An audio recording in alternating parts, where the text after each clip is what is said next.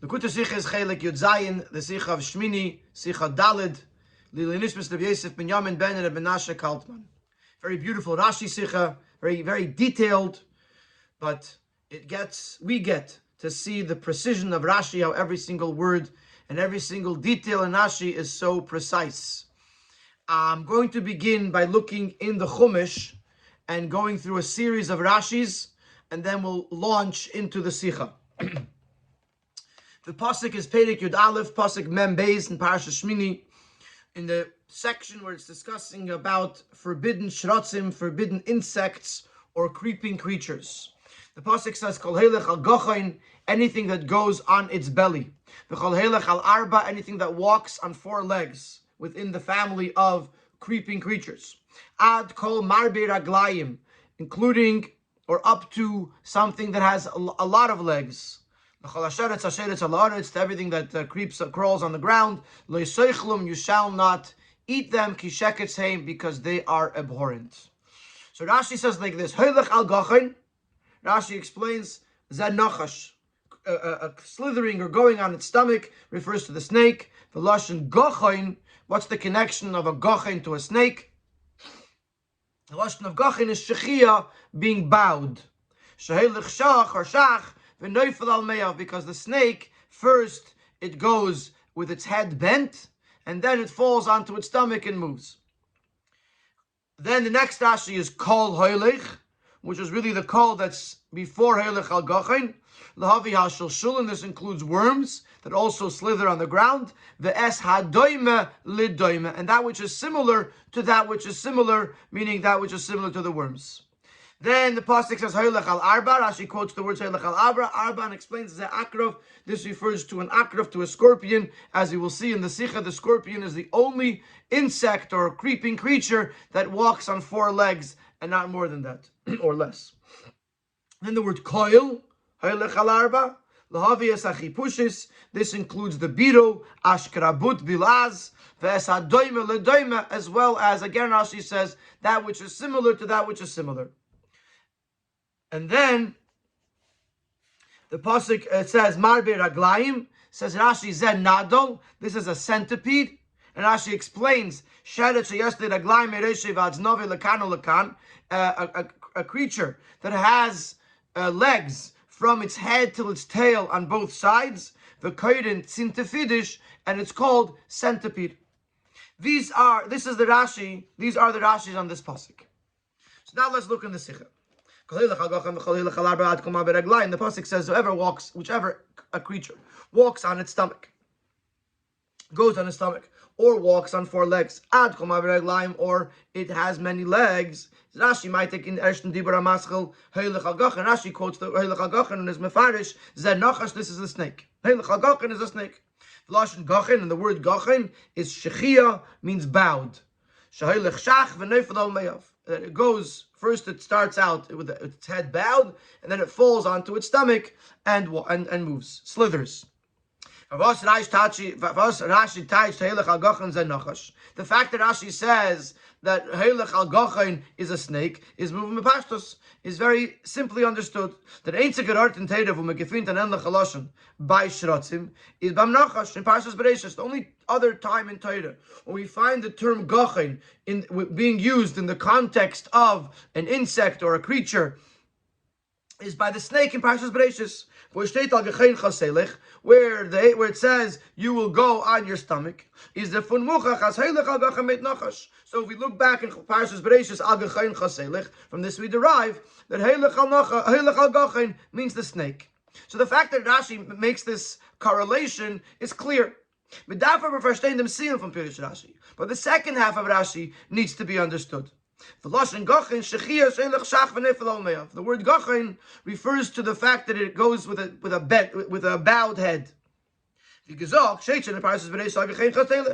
As we just mentioned in the previous paragraph, we already learned this idea of Al-Gachain Chaselech and Parshas Bereishis. Aber dort is Rashi nicht nefarish was is Lashon Gachin. Rashi does not explain the term Gachin in that Rashi, nor as Raglayim Hayolei v'Niktitzu. The only thing Rashi tells us is that the snake initially had legs, and then they were cut off. But Rashi does not address the term Gachin. is nicht move on. Rashi hat doch gedarf mit Fares an dem Teich von Gach in dem ersten Mal, wenn es steht in Chumash. Und nicht verlassen sich auf sein Pirush in Parsha Shmini. So if Gachin needs to be needs to be explained, then Rashi should have explained it the very first time the Torah mentions Gachin in Parshas Bereshis, and not wait all the way till Parsha Shmini and rely on the explanation that he's going to give in Parsha Shmini. So that's our first question. Why Rashi said, the fact that Rashi says that Gachin is a snake, we know from Al-Gechain Chaselech. The question is, why does Rashi feel a need to explain Lashon Shechiyah for the term Gachin and not explain that in Parshas Bereshis? Now, the Chaydev will bring a Kenta infinite. So now Rashi is going to try to explain that in Bereshis we already know what Gachin means. And he says as follows. The Chaydev will make a Kenta infinite as Rashi is not mefarish in Parshas Bereshis like Gechain Chatelech, when the Rashi does not have to explain in Parshas Bereshis what it means like Gechain Chatelech. All the tights from Gachin is moving Meilov. Because the word Gachin is self-understood. And in one of two ways that we can understand Gachin. Aleph, one suggestion. The Pasuk tells us that there were 4 rivers that came out from Gan Eden. One of them, the second one, was called Gichon. And this is written earlier in the Torah, before the story of the snake, when the Eibusher said to him, Rashi explains the word, the name of the river Gichon. It would move, it would go, and it would roar. And it would roar very loudly. In other words, it was a river that the water would rush, and the rushing water would make a loud sound. And this would be similar, says Rashi over there, to v'chiyigach, when it talks in the Torah about an animal goring another animal, where it uses the term yigach. When one animal gores another, it roars, it makes a sound. So we could have applied the same concept since a nachash slithers on the ground. Rashi says that it had legs which were amputated. The halicha is called on the gecheincha because there is a sound that rushes forth from it. Rashi the fact that Rashi doesn't explain al gechaincha in Bereshis is because earlier he already explained gichain to mean the sound that comes from something moving, and the snake makes a sound when it moves, and therefore gechaincha refers to the sound that comes from the snake. So I know that gechaincha means a snake because of the sound, and that's the term gachin. That's one suggestion. Beis gachin meint me'ayim. Gachin means the belly. The Targum title Gechain Chaselech Al Me'acha Tezel. Or the Chazik Epidish Even Ezra. The Even Ezra says it means the chest. So Gachin could mean stomach, belly, chest. When Rashi darf is nicht mefader sein, Rashi doesn't have to explain it. But das a word in Lashon Kodesh. But the Talmud Veis sein Pirush. It's a Hebrew word, which the Talmud, learning Chumash, knows what it means. Punkt wie weiß der Teich from Me'ayim or from Chaza, just like you're expecting him to know the word Me'ayim or the word Chaza, belly or chest. You can also expect him to know the word Gachin.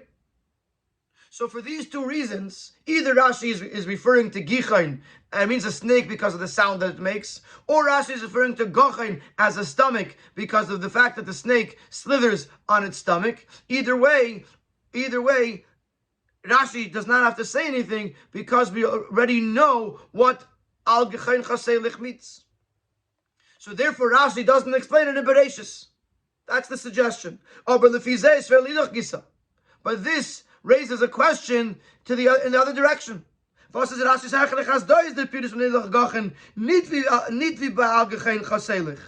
why over here is Rashi changing? What compels Rashi to tell us that over here Heilich al Gachin does not mean what it meant over there? Rabbeinu Even ben Ezra do is mefarish. Avram ben Ezra, which is the Even Ezra, da is mefarish nit heilig v'haima, oder kepirush hatargum eich da ma'oihi. So Rashi does not say like the Even Ezra that it means the noise, that comes from the snake. He doesn't say like the Targum that it means going on its stomach, that Gochin means stomach. Nor Loshen Gochin Shechia v'chulu. Over here Rashi says that Gochin means bowed. That it goes bowed. So the question is, what compels Rashi to come up with a new Pirush? In Bereshis, we understand, let's say, why it didn't explain anything. Because we understand what a Gachin means. Gachin means a snake, either because of the noise, Gichain, or because of the Gachin means stomach. Now here Rashi comes in with a new Pirush. Gachin means bowed. So I might understand Bereshis, but I don't understand here what compels Rashi to come up with a new Pirush and not use the Pirushim that were used earlier. The next Rashi says Kol Heilich und is mefarish lahavi ashal shulin v'asadayim l'dayim, and says that the word Kol Heilich, specifically the word Kol, which is a riboy, includes worms and things that are similar to similar. Is that move on? So we have a number of questions here. Aleph emistakas Kol is a riboy. Granted that Kol is meant to include new things. Aber from Varan is the Raya derech hapshat as there is marbet zwei Sachen. But what is the Raya? What is the proof, according to the basic understanding of the Psukim, that the word Kol is here coming to include two things? Aleph shilshulim, number one, worms. Beis v'asadayim l'dayim, and also things that are similar to the worms. Beis, the kasha wird noch starker. This kasha is intensified. The drasha yudayin teres keinem ungimar. This drasha that Kol is marbe shilshulim and something that's daima to that is brought both in the Medrash Teras Kernim as well as in the Gemara in Chulin. The lashon from Pirush Rashi v'asadayim l'dayim sheit in Teras Kernim. The term, the wording daima l'dayim, that comes from Teras Kernim. Over in Gemara is the lashon v'asadayim l'shilshul. The Gemara doesn't say daima l'dayim, similar to something that's similar. The Gemara says daima l'shilshul, something that's similar to the worm. It's later Gisaf and the Gemara Kimalan b'deicha kakaponim must call this marba blaze ein zach. If you follow the Girsa of the Gemara that says Daima l'shilshul, you could say that Kol is one ribui. It's one. It's including one thing. Shilshul that Daima l'shilshul. Worms and anything that's similar to worms. To say shilshul is a dugma from der min was melernt up from the ribui. Shilshul, the worm, is an example of what type of thing is being learned from the ribui. Versus kelul yedin sheretz as a daimon to shilshul, including any type of creature that is similar to a worm, shilshul gufa, including the shilshul, the worm itself. So if you say asad daimon l'shilshul, then you could say there's one ribui. We're being marba things that are like shilshul, including the shilshul itself, the worm. Aber the Girsa von Teras Kernim, v'asadayim l'dayim, is mudgish, or does it say that it's very ribuyim, it's madreges. But if you use the term that is used in the Teras Kernim, daima l'daima, it's clear that there's two levels here. Aleph shilshul is a daima l'nachash. Number one, the worm, because it's similar to the snake. Beis is a daima l'daima, shrotzim is a nid daima l'nachash. Nor daima l'shilshul. But that alain is daima l'nachash. And the second thing would be things that are not similar to the snake, but things that are similar to the worm, that is only included here because it's similarity to the snake. So the worm itself is not the issue, it's the fact that it's similar to the snake. Then you have another level of things that are not similar to the snake, but are similar to the worms, and therefore they would be included here. But it's clearly two levels. With Rashi Klaip, there's the Girsa from Teras Kernim, we need the Girsa from Gemara. And yet, Rashi chooses, the Girsa of the Teras Kernim, which tells us that it's two, which seems to imply that it's two levels, which raises the question, where does Rashi know that this one word koil is going to include two ribuyim, two levels? And why does Rashi not choose the Girsa of the Gemara?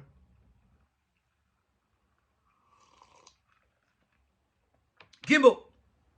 The third question we have on this Rashi, is was is Rashi meitik from Pasuk Kol Heilich. The ribuy is the place from word koil. The ribuy, that which we're including something additional, is from the word koil. The word koil is a ribuy. It allows us to include more things. The word heilich is just part of the pasuk. Why would Rashi include the word heilich in the dibur hamaschil of this Rashi? Nochmer. Gleich später bekayetze bezaz Rashi meitik von the werte bechol heilich al arba. Nor the word koil. As I mentioned earlier when I read the Rashis, the next Rashi is going to speak about Heilich Halarba, which is an akra of a scorpion. And then Rashi says koil. The word koil, Heilich Halarba, is to include the beetle. But Rashi that doesn't say Heilich, doesn't use the word Heilich from the Heilich Halarba. He just quotes the word koil. Und da is Rashi meisematik ein Heilich. So not only are we asking the question, why does Rashi add the word hoylech? We're asking this question especially since the next time Rashi does this, in the next Rashi, he does not include the word hoylech. So this raises the question even more, why here does Rashi include the word hoylech in the Dibur HaMaschil? Sif Dalit, we're going to ask the questions on the Akrav. Rashi quotes the words Chelek al goes on 4 legs and explains this is referring to the scorpion. Which is the only creature, the only creeping creature that walks on 4 legs. A canal coil, as we just said in the previous paragraph. Then Rashi quotes the word coil, just the word coil, was mefarish, and says the word coil lahavi sachipushis.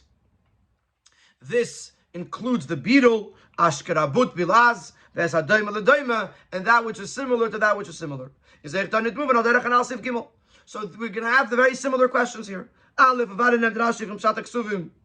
as the call is marbet svei dazachen, Aleph achipush is based on sadem ladema. First of all, what is Rashi's source within the pshat of the psukim?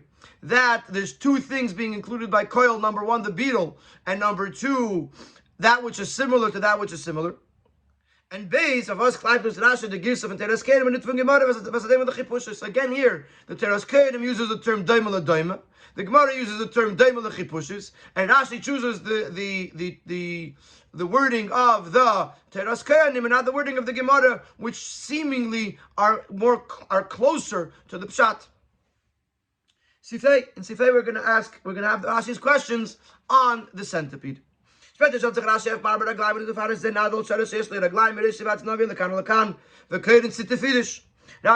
Marber Aglaim, this refers to the centipede, which is a creeping creature that has legs that from its head to its tail on both sides, and it is called a centipede.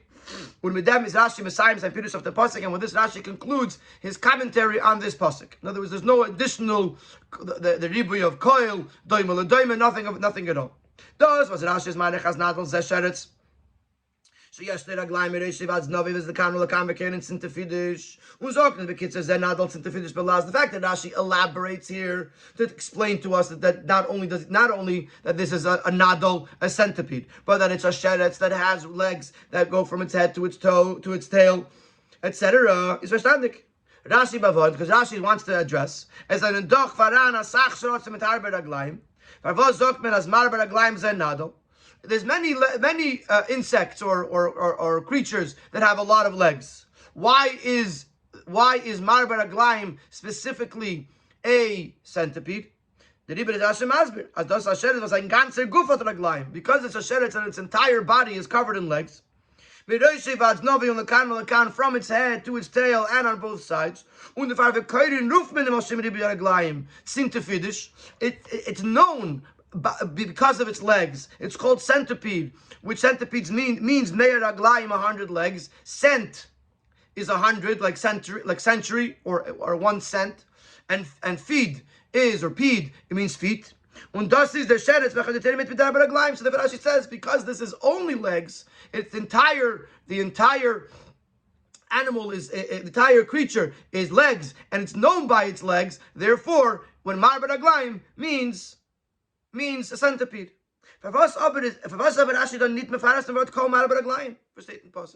So you understand what Rashi is doing here. Rashi is telling us that it's a nadal, that it's a centipede, and why is Marbar Aglaim a centipede? Because this is the creature that is its entire body has legs. But the question is, why does Rashi not explain the word coil? As a Marbar Aglaim and Deimel to tell us that the word coil includes other creatures that are similar to the centipede, and that which is similar to the similar. That Pella is not Gresser. This question is even greater. As ad coil marbe is marbe. Here, unlike earlier by the snake and the scorpion, where the Gemara and the Teras Kedim disagreed, and the Gemara used the term daima le Shilshul or Daimel Chipushis, and the Teras Kerenim used the word Daimel Daima, and Rashi chose the wording of the Teras Kerenim. Over here by the Marber Aglayim, by the centipede, the Gemara and the Teras Kerenim both agree, and they both write Daimel Daima. Und Rashi bringt die Drashos Aleph die erste zwei Mal, wo steht V'chol in Pasuk, und beim dritten Mal, and here Rashi chooses to say nothing. When there was a disagreement, Rashi took one side. And here, Rashi chooses to say nothing. He doesn't bring any ribuyim, anything at all.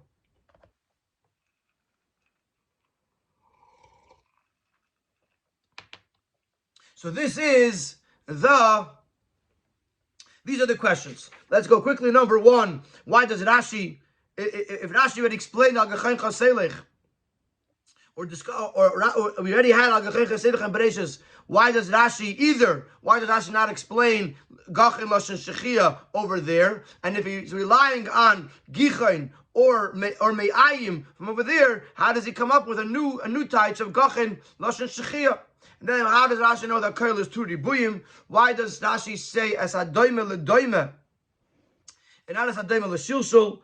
And why does Rashi include the word Hoylech in the Dibra Maschil? Then when it comes to the Akrav, we have the same two questions. Number one, how does Rashi know to be marbe two things? And why does Rashi use the term Asadema Lechipushis and not the term Vesadoime Ledoime? Why does Rashi say Vesadoime Ledoime and not Vesadoime Lechipushis? And then by the Nadol, by the Marbe Raglayim, by the centipede, why does Rashi not bring any ribuyim from the word Koil? The beer b'chozeh, and here's the beer. We're going to start with what is bothering Rashi here. Wie gesagt früher, as we said before, von dem was der Pasuk nutzt Lashon Elech al Gachin, a Lashon versteht nor by Nachash. The fact that the Pasuk uses the term Gachin, which is an expression used specifically by the snake, is muchach as their meat meant in a Nachash the Nachash. So it's clear that the Pasuk means a snake.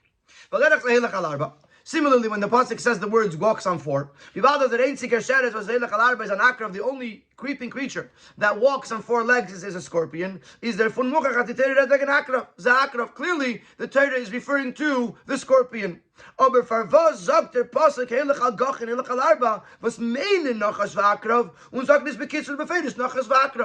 Rashi is bothered. Why does the pasuk use the term Helech al Gachin or Helech al Arba, which mean snake or scorpion, and not say clearly Nachash Akrav, clearly and concisely? I can understand why the Torah uses the term Marba Glaim and not Nadol. Nadol is Wort. The word Nadol is not a word that's found in the expression of Chumash. Nowhere in Tanakh is there a word Nadol. Nor b'Teras Kerenim da, or b'Mishnah, but Rashi bring Kama v'Kama Teras Kerenim b'Sefer Vayikra. It's mentioned in Teras Kerenim, which Rashi very often brings, so he could use it in his Pirush. It's mentioned in the Mishnah, so we understand why the pasuk doesn't use Nadol, because Nadol is not a pasuk word. Aber Nachash and Akrav sind doch weiter verstehen Kama in Chumash. Nachash and Akrav are words that are used several times throughout the Chumash. So the question that's bothering Rashi is, why does the pasuk not say Nachash and Akrav? Why does it only say something that refers to Nachash, Helech al Gachin, or refers to Akrav, Helech al Arba?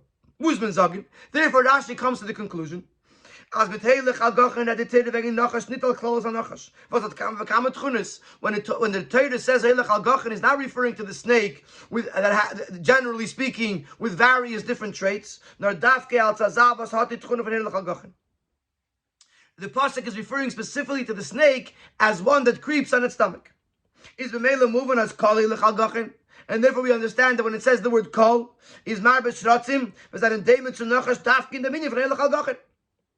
When it says kol Helech al Gachin, it means the similarity. It includes things, creatures that are similar to the snake in the aspect and the trait of slithering on their stomach. Shilshul and v'chulu, which is, for example, worms. Similarly by the scorpion, when the pasuk says Helech al Arba, it's referring to the scorpion as a creature that walks on four legs, and therefore when it says Kol Helech al Arba, the Torah wants to include things that are similar to the scorpion in the detail that they walk on four legs.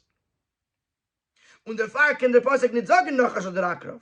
That's why the pasuk doesn't say the word nachash or akrav. But then we'll call marbig ben nachash for me nachash for akrav. If it said kol nachash or kol akrav, then it would only include things that are in the family of snakes or in the family of scorpions. And even through the call, you would say, I want to include also things that are similar. We wouldn't know in which part of the snake. A snake is a reptile, a snake has poison. It's various different details to a snake, besides the fact that it slithers on the ground. You wouldn't know which similarity is to be included. In Dominion von Heilig al-Gachen, whether it's the fact that it slithers on its stomach or it walks on four legs, or in other details. And therefore, the pasuk says, "Kol heilich al gachain," that we're looking specifically for the creatures that are similar to the snake in the detail of slithering on the stomach. Now we can understand why Rashi cannot rely on the pirush.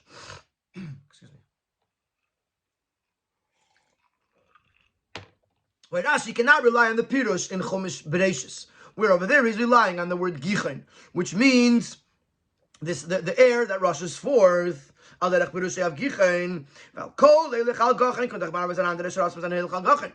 there's a word koil. The word koil, as we know, is going to be including other creatures that are also heilig al gachen.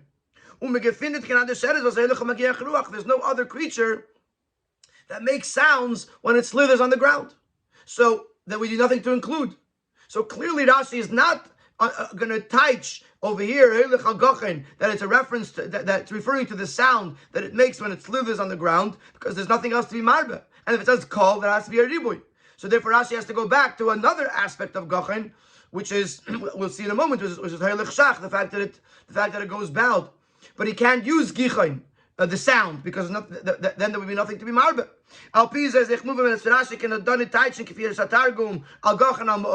It also, we understand that Rashi cannot touch like the Targum, that it refers to going on its stomach. The word gachain means stomach. Well, demol does not move on, because then you would ask another question. Well, the Lashon state nor ba nachash canal. Why would the pasuk use the term gachain, which we're forced to say means nachash because of the fact that the only other time to use the term gachain, it was by a nachash, by a snake. And the word kol includes other shratzim.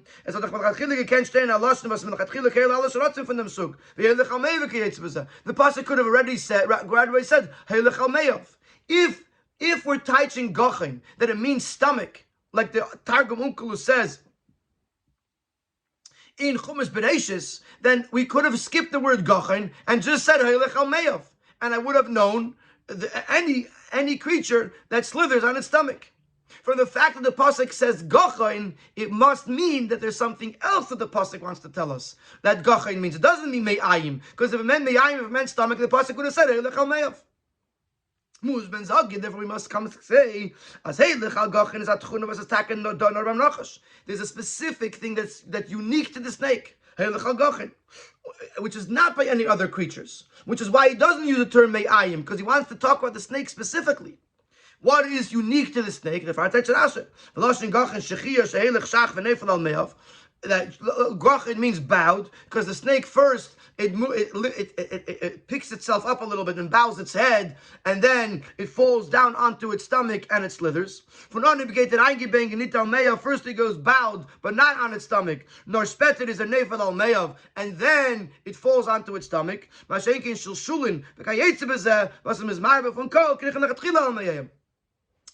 the kol is not included in Heilech al Gachen, because the worms are not included in Heilech al Gachen, because the worms don't start out bowed. They are to begin with on their bellies slithering, and therefore they are in koil. They're learned from koil. Heilech al Gachen is the snake, and koil Heilech al Meyav, koil Heilech al Gachen is the worm which also slithers, but doesn't start out bowed. So it's similar to the snake, but not exactly the same. Now the Rechzeh is kol Heilech al Arba. Similarly, the pasuk Heilech al Arba, nor an akrav is Heilech al Arba kipshuta. Only a scorpion walks on 4 legs. The beetle that is being included because of the word koil, they have more than 4 legs, but the front legs do not function. So therefore, it walks mostly on 4 legs, but it has more than 4. And therefore, again, it's not exactly the akrav. It's something that is similar to the akrav, to the scorpion, and that's why it's included in the word koil. Something, if it's the pasuk, in each case, the pasuk is referring to something that is unique to the nachash and unique to the akrav. So we'll know that it's a nachash and we'll know that it's an akrav, but it also wants to include other things in it that are similar to this nachash and this prat in the shechiyah, but not exactly the same, and that are similar to the pshat of to the prat, to the detail of akrav, that it's haylech al arba, but not exactly the same, and therefore the pasuk says it in this way, and this is how Rashi knows. This is how Rashi concludes what haylech al gachin means and what haylech al arba means.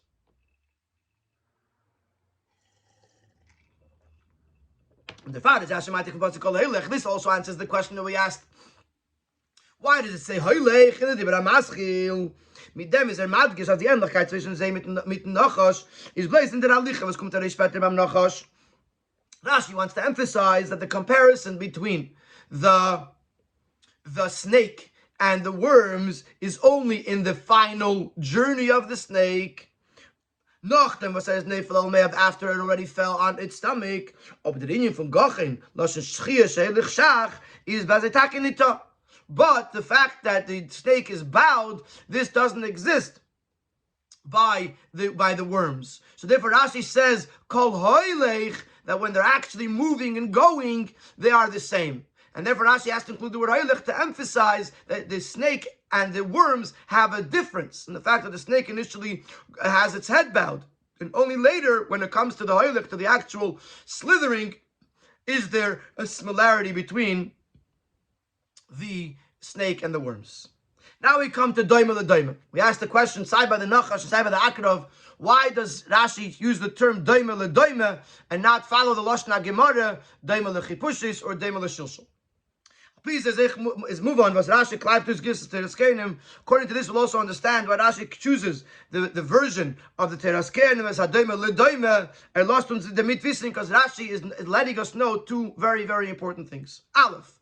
Number 1, they're called Kumpnit Marbezai Noch Shratzim in Mina Nachash Va'akrav.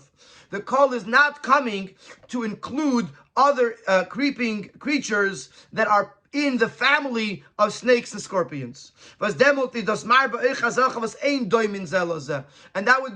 would include things that are not necessarily similar, they're just part of the same family. Rabbi brings in the Ha'ara that it says Kala Oif, it says Lemina, they're in the same family of birds. There are various different birds that are not similar one to another. They're just from the same family. So when you say min hanachash v'akrav or akrav, it would mean that they're in the same family, but they're not similar one to another. And Rashi wants to tell us that the koil does not include those creatures. Nor shratzim, that the pasuk is only being marbe those creatures, those insects that are similar to the nachash and the akrav in the fact that they either slither on their stomachs or that they walk on 4. Le'idach. So that's number 1. By using the term doima or doima ledoima, he's telling us that number 1, it has to be similar to the snake in the fact that haylech al gachin, or it has to be similar to the akrav in the fact that it's haylech al arba. Beis le'idach. On the flip side,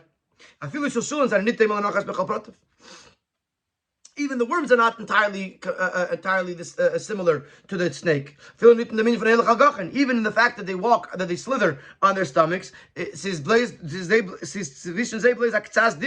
there's only a minor comparison. Because at the end, the nachash actually falls on its stomach. But in the beginning, the nachash starts out with its head bowed.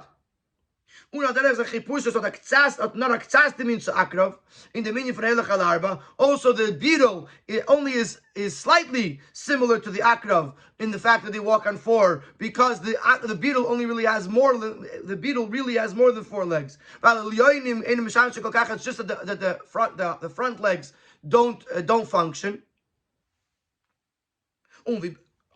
And therefore, the pasuk wants to tell us.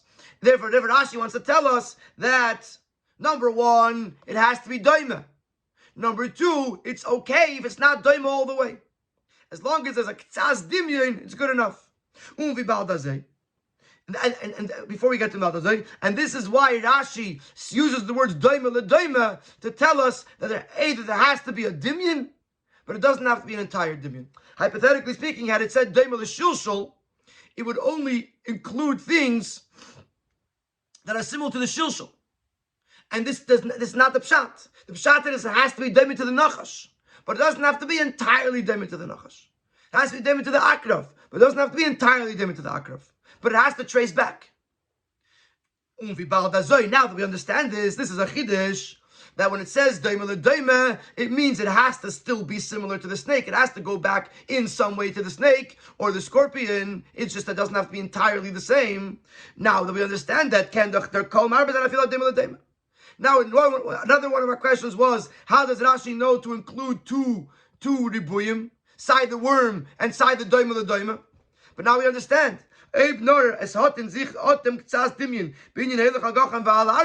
Because if there has some similarity to the snake in the fact that it's Helech al Gachin, or to the scorpion in the fact that it's Helech al Arba, then it's all one ribui. The shilshul is included in that ribui because it's doima to the snake a little bit. The chipushas is included in that. It includes more than that. Shilshul is just an example. But ultimately, it goes back to the nachash. It's going to be doima ktsas to the nachash. And therefore, it's one big ribui. It looks like two levels, but really it's one level. Anything that is doima ktsas, doima ledoima, doima ktsas to the nachash or to the akrav. So we've answered all of our questions with regards to the nachash and the akrav. The first question was, why does Rashi not explain anything in the Chumash Bereshis? The answer is because over there he could rely either on the taich gichen, the sound that rushes forth, or gachin means me'ayim, the stomach. Over here, Rashi can't use those pirushim. Number one, he can't use the noise, because the taich noise, because there's no other animals that make this noise. And he can't use the word me'ayim, stomach, taich, because if that was the case, then Rashi, the pasuk would have written Helech al me'av. The fact that the pasuk doesn't say Helech al me'av, it means that, and it says Helech al gachin, it means it wants to tell us something specifically unique about the snake, and not something that's inclusive of other creatures as well. And therefore it says Helech al gachin, which means shechia, which means bowed. Then the question was, why does Rashi have two? How does Rashi know that there's two ribuyim here? This is understood based on what you understand, doima ledoima. Once you understand that there's something unique about the snake, that's Helech al Gachin, and that the ribui is anything that is similar to the snake and the Helech al Gachin, but at the same time it still has to be, even if it's not a full similarity, but it has to be somewhat of a similarity, doima ledoima. So really it's not two ribuyim, it's one ribui that includes anything that is similar, even though it's not 100% similar. Then we had a question, why Rashi uses the term Helech? In the word Hoylech in the Dibra Maschil, and the answer to that question is that Rashi wants to compare the Hoylech al Gachin of the snake to the worm, and that only happens when they're actually slithering in the ground, not in the beginning when the snake is bowed, and therefore he emphasizes Hoylech to say that the similarity only happens later on. The same answers could be done with regards to the akrav, that doima ledoima means something that is a little bit similar, but at least somewhat similar, and therefore it's really one ribui, not two ribuyim, and therefore Rashi uses the term doima ledoima, and that's how Rashi is able to use what seems to be two ribuyim in the Rashi. What we still have to answer is with regards to the nadol, with regards to the marba raglaim.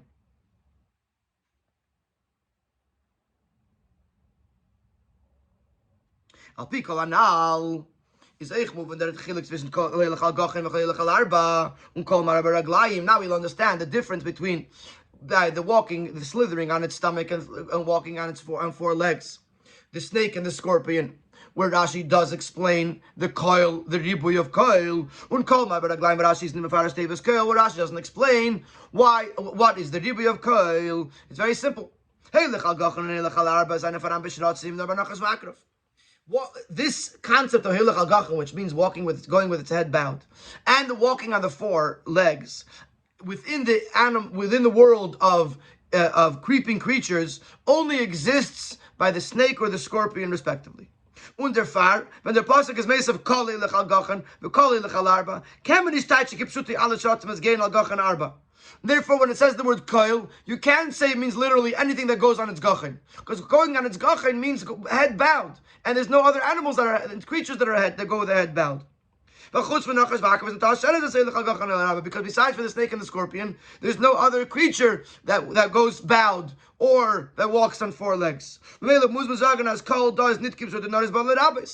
there has to be that the koil is coming to include something outside of the immediate heilich al gachan or heilich al arba.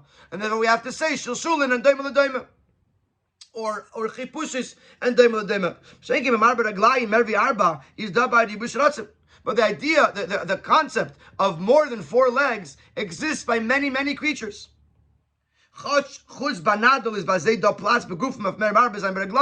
Even though the centipede is the only one that is covered, the entire bottom is covered with legs. In other creatures, they have a lot of legs, and there's room for more legs.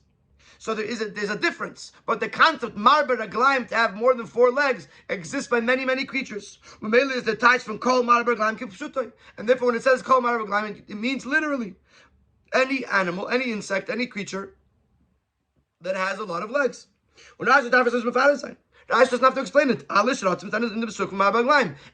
Any creature that falls into the category of many legs. So therefore, once you understand what hilach al gachan means and what hilach al arba means, that it's referring specifically to a nachash or an akrav, and they're the only ones that fit into that category. Now you understand that the coil has to be outside of that category. But marber raglayim could be taken literally. Anything that has a lot of legs. But there is one last question. Later, why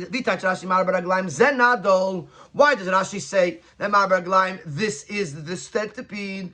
It should have said, for example, the centipede. In other words, why does Rashi pinpoint the centipede? It could have said kol marber raglaim, any animal, any creature that has a lot of legs. For example, the centipede. That would be the extreme example because it's only legs. Is the beer, but there's a very simple beer for this. Made the pasuk ein sheretz nachash v'akar v'kanal barucha. Since in this very same pasuk, when it says hilach al gachan, when it says hilach al arba, it's referring to one specific creature. Is mistaber to zogin as eichen dit and fall marber raglaim ein sheretz. So therefore, it makes sense to say that also when it says marber raglaim, the pasuk is referring to one specific creature. In this case, nadal, the centipede. And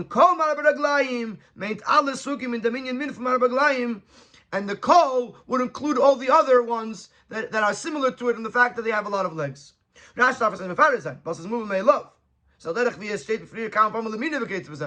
has no reason to say anything because it's obvious kol marber raglaim, that the kol includes anything that has a lot of legs. But Rashi feels that each example is one specific creature. Hilach al gachan is the nachash, hilach al arba is the akrav, and marber raglaim is the nadal. By the nachash and the akrav, Rashi has to say what the ribuy is because there's nothing else that fits in exactly at hilach al gachan and hilach al arba. But by the nadal, there's many other things that fit into marber raglaim. So there's no need for Rashi to say anything. Call marber raglaim anything that has a lot of legs. That is the first part of the Sikha, as the Rebbe explains every single detail in this Rashi, how everything, what was bothering Rashi was the fact that the pasuk doesn't use the term nachash v'akrav, and what we take from this, and why Rashi says daima l'daima, why Rashi uses two ribuyim, everything falls into place. Now we're going to go into a little bit of Chassidus. From the Eroy and the Vedas Hashem, when we want to learn the Eroy in serving Hashem from all of this, first we have to preface. There's something that's still bothering us. At the end of the day, a snake slithers on its belly. The fact that its head is bowed, is lifted and bowed, so to speak, is only at the very beginning of the movement. Why couldn't the Torah just say Hilech al Me'av? Earlier in the Sikha we said that it can't be that the Rashi is teaching the Gachin means Me'ayim, because if it would, the Torah could have said Hilech al Me'av. So now the Rebbe asks the question, say Hilech al Me'av Taka. Why Taka does the Torah not say Hilech al Me'av? And them is the Ayra of Hashem, but the Torah is teaching us something in our service of Hashem. Chazal sagen af Nachash da Yitzhara, the Chazal teach us that the Nachash refers to the Yitzhara. And thus the Torah tells us as follows. The Yitzhara doesn't start by convincing a Yid that he should slither on its belly. In other words, that he should go or grovel, lie in food or other earthly matters. And he starts out with sein Kopf is aragelast, eingebeugen, bowed head, look dejected. As felt in him, is lacking. Lift your eyes heavenward and see what's up there. Aber das der feared, but this could lead a soft that he will ultimately become one who has fallen on his belly. This is the trade. This is the trick of the Yitzhara. Today he tells him to do this. Don't do anything bad. Don't immerse yourself in Gashmias. Just be sad. Just look down. Just be dejected. But this leads, this could lead to the worst of the worst. The fact is the Eitzah B'Tzvaykum the Nachash. Therefore, the Eitzah, the advice to overcome this Nachash is to immerse oneself in lofty matters. Teira B'chlal, which is Teira in general, specifically in the concealed, hidden, esoteric parts of Teira, which this will address this idea of being bowed. If a person is looking upwards, is involved in morim, involved in lofty matters such as Teira, and such as Pnimis HaTeira, then a person doesn't have to go bowed. He's looking upwards. And this is the Hira from the fact that the Torah says Hilech al Gachin, which Gachin means Shechia, that you have to know how the Yitzhara operates and to be careful. Das is merumas in unser pasuk, and this is also alluded to in our pasuk. Moshe is mevared the Maimon Azal. Moshe explains on the Maimon Azal. The Chazal tell us in the Gemara in Kiddushin that the early ones were called counters. Seifrim can mean teachers. Seifrim can mean scribes. So why were the teachers called? Why were the original teachers called Seifrim? So your Seifrim they used to count all the letters on the Torah. So they used to say Vav the Gachin Chetzion Shel Eisis Shel Sefer Torah. The Vav of Gachin, which by the way is a larger type than the rest of the letters, is actually the midway point of all the letters in the Torah. So what does the Maharsha say? He says the letters of the Torah, they represent the names of Hashem, which is the secret of the Torah. In other words, over there, the Maharsha says that he brings from Masechta Seifrim that there's Memtes Panim L'Tumah and Memtes Panim L'Tara. There's 49 ways of understanding Torah, so to speak, in Tumah and Tara, and 49 in Hepech Atara. So the Maharsha says is that the ability for Tumah to take energy from Torah is only once the letters become words and psukim. But when the letters are just letters, they are only the names of the Eibishter. They are only the secrets of the Torah. They are not possible to be used for the opposite of kedusha.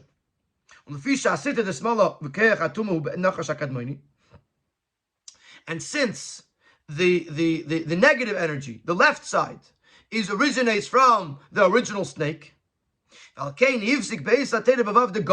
Therefore, which word is it that the Torah stops at the midway point? The Vav of Gachin. To allude to us that on the level of the letters of Torah, which are the names of Hashem, there's no room for the Keach of Tumah, the Vav, the Gachin Mafsike, because the Vav of Gachin stops it. In other words, if you're in the middle, that means there's a right and a left, or Kedusha and Hepech HaKedusha. Which word is it that comes down the middle and stops, so to speak, the left side from moving over into the right side, the Vav of Gochen. Gochen is snake. So Nachash is the original snake. Vav of Gochen refers to the names of the Abish, refers to the letters of the Torah that cannot become Tameh, and they stop the Koyach HaTumah from moving forward. So this is the lesson that we have, is if you immerse yourself in the letters of Torah, then that you cannot be influenced by the Yetzer Hara, which is the Nachash.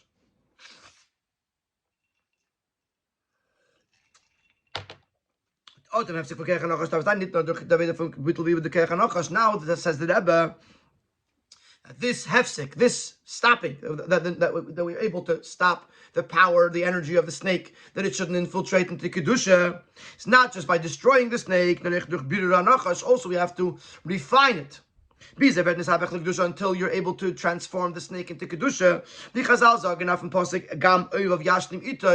That also his enemies will make peace with him. This refers to the snake. The Nachash starts out as being an enemy. As it says to the snake, said to the snake, I will place animosity between you and the human. Ultimately, the snake makes peace with the human, which means to say the snake becomes transformed into something of Kedusha. The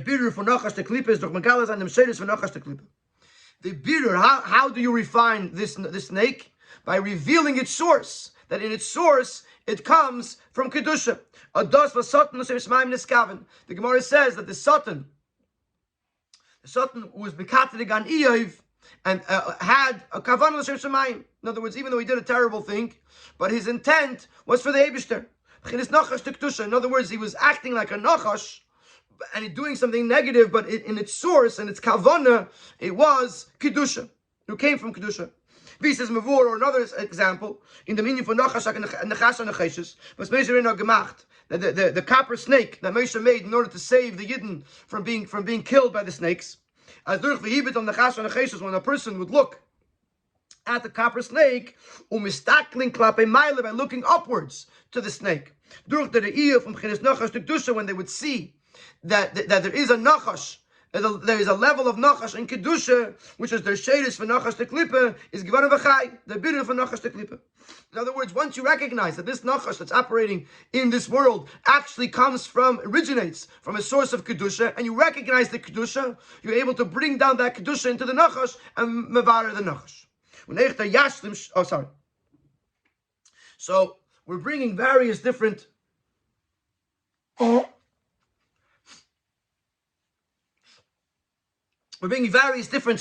references. Always started with Gochen to bring out this Nakuda that the Nachash is the Yetzer Hara, and we have to fight the Yetzer Hara. Number one, by learning Torah, by recognizing the value of Eises HaTorah. But not only that, but we have to be Megala, the Nachash, the Kedusha, so that way Gam Eov Yashlim Itoy, so that way we could be Mevarer the Nachash the Klipa by revealing its source.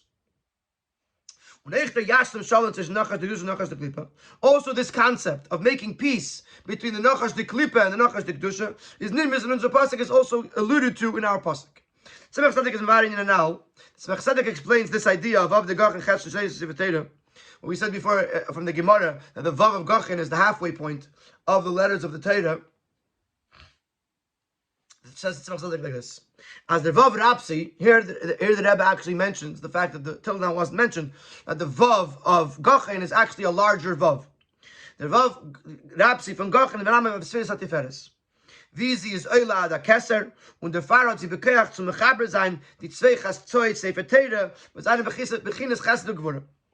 There's two parts to the Teire. There's the Chesed of Teire, there's the Gvura of Teire.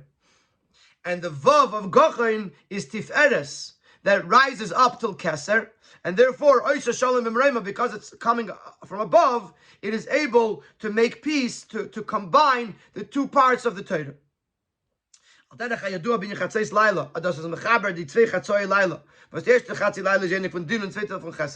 like it says the regards to Chatzeis Laila. We're learning the Sikha Pesach time, which is when Vahiba Chatzia Laila, exactly at midnight, came the Yeshua. because there's the two parts to the night. The first part of the night comes from the din. Second part of the night comes from chesed. And the chasiyah, the moment of midnight, is a much, much higher moment that is able to fuse together the two parts of the night. Similarly, the vav of Gochain, the Tiferes, which goes to Keser, is able to fuse together the two parts of the Torah. When the far is der vav the Gochain mafsi kechanachash, and therefore it has the power to stop the energy of the snake. The energy of the snake comes from the fact that there's so many tzimtzumim on the left side. But if you fuse together right and left, then there's nothing. There's no source of life for the snake, because as soon as the left is not left anymore, it's fused together with the right. There's no left. There's less tzimtzumim. If there's less tzimtzumim, there's no unika for the snake. So therefore, the vav of Gochain, which is fusing together right and left, chesed and din, and so on and so forth, has the power to stop the nachash. Yesleima, as eich der shalom zwischen nachash de klipa and shash nachash de kedusha is durch den vav rabs. Not just are we saying that the vav of Gochain is able to stop the snake because the right and the left are being fused together, but also the fact that you're bringing together the nachash de kedusha and the nachash de klipa is also being accomplished through the vav. From other chibritz or shemailo mata, because what the vav is doing, it's also combining maila and mata. The leikitos amin as mipalgach liloy de hurbis mipalgach litatoy de ahormis. The Apikeides says to Ameimar that the top half of you belongs to kedusha. The bottom half of you belongs to klipa. Ahurmiz was the name of a shade. So So he wanted to separate and say there's Maila and Mata, and the two shall never meet. Says Ameimer, no, it doesn't work like that. They have to work together. So the vav rapsi durch dem kava im zoi, was is mavriach min hakotza achiyel min hakotza achitachten. The vav is the center pillar that pierces from all the way to the highest level to the lowest level. And the fat is a shalom, so we can make shalom between the heavenly delegation and the delegation below. And so you can draw down nachash of above into nachash delamata and reveal to the nachash delamata what its source is. So the vav is not just